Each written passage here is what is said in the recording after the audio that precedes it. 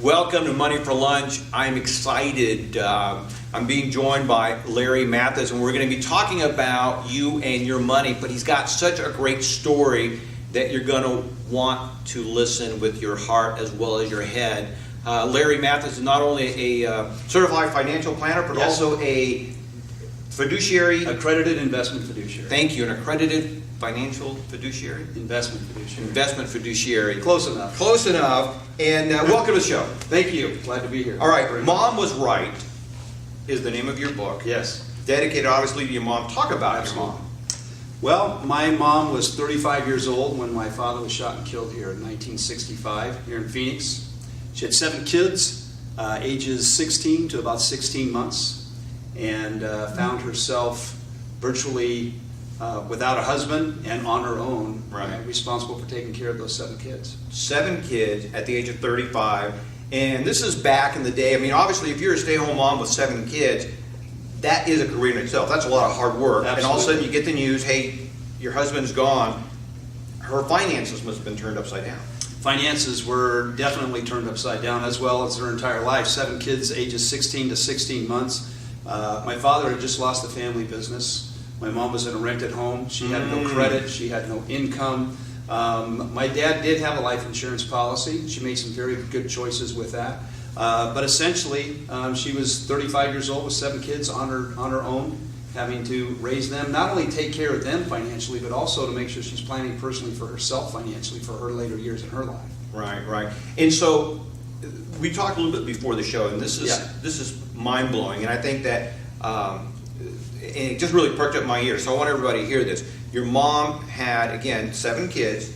She made $21,000 a year. Yeah, the most money she ever made was the year she retired, 1992. She was a postal contractor at Luke Air Force Base. So the most money she ever made was $21,667 earned income.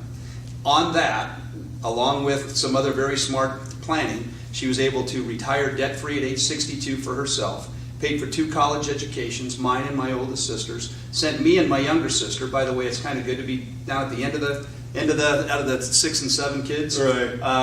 And she paid for our college education. In addition to that, paid for trip to Europe, all expenses paid for a month when we had graduated from high school. That's incredible. Yay, Mom, that's incredible. By the way, forgot to mention, retired debt-free at age 62.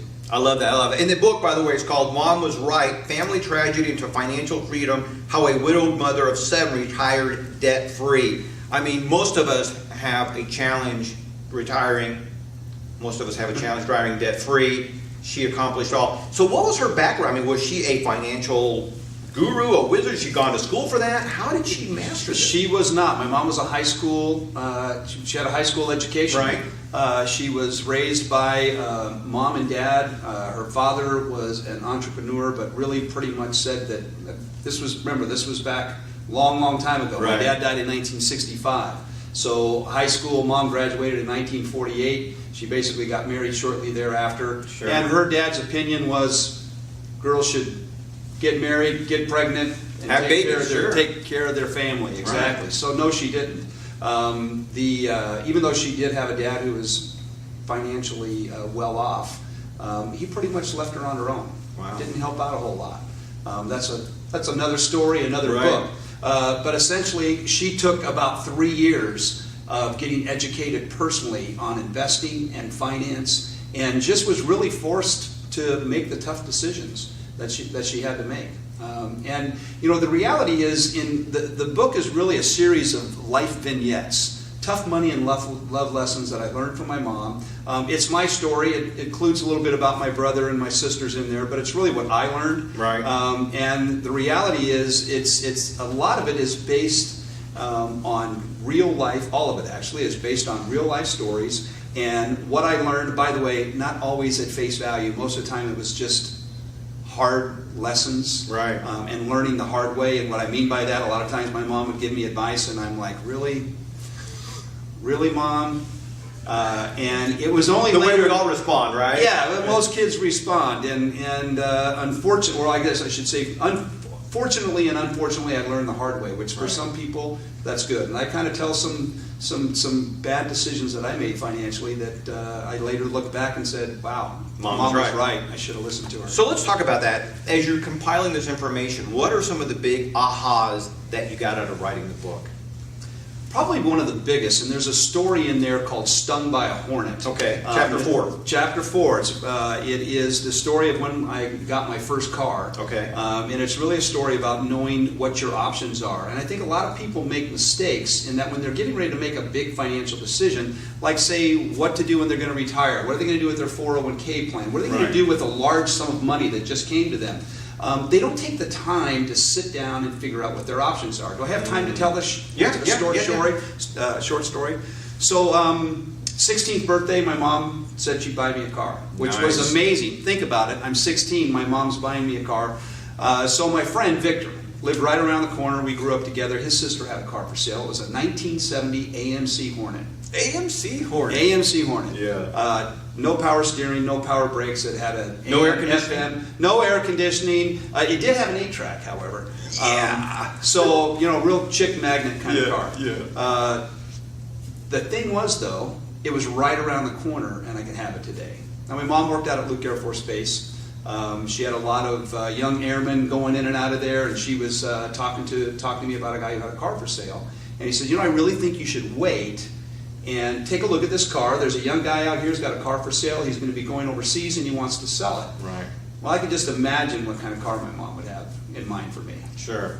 So I'm like, Mom, we got to get this car. We got to get it today. And I'm sure if we don't get it, Victor's it's going to be gone. Right. So we went out and we bought the car. I was excited to have, driving my car. A couple weeks later, I'm going to the grocery store with my mom. We're actually in her car. And I hear this rumbling of this vehicle a car coming up behind me. And I look over, and it's a 1969 Chevelle. Unbelievable car. My. Beautiful paint job.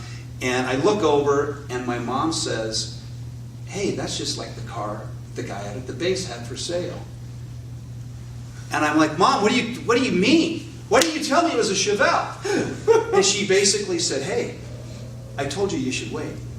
No more argument. Basically, the argument was over. Yeah, at that point, The moral of the story is, had I waited, I could have literally had the car of my dreams. But like most people, I wanted it now and I wanted it today. Right. I didn't want to wait another 2 days or maybe 3 days to get this or car. a week or whatever it would have been. Yeah.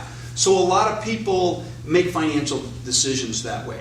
Can I have it now? They go and they may have a Costco moment. Nothing against Costco, but you go to Costco and you see this thing and it's only $200, $300, and they make big financial decisions too quickly.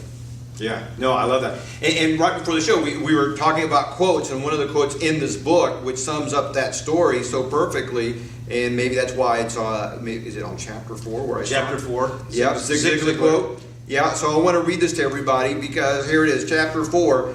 The chief cause of failure and unhappiness in trading is trading what you want most for what you want right now. And that's exactly what we're talking about. It is amen, because a lot of us make those foolish decisions. And if you would have waited a day or 2 or 3 or whatever it would have been, you would have gotten a much better car, maybe the car of your dreams kind of a thing versus the Hornet. And I think that there is a great lesson there for all of us, for not only when we buy things, but when we invest money or when we don't invest money. So, Absolutely. And so let me ask you this real quick, because we're almost out of time. Sure. What is the biggest mistake that you see people out there make with their money?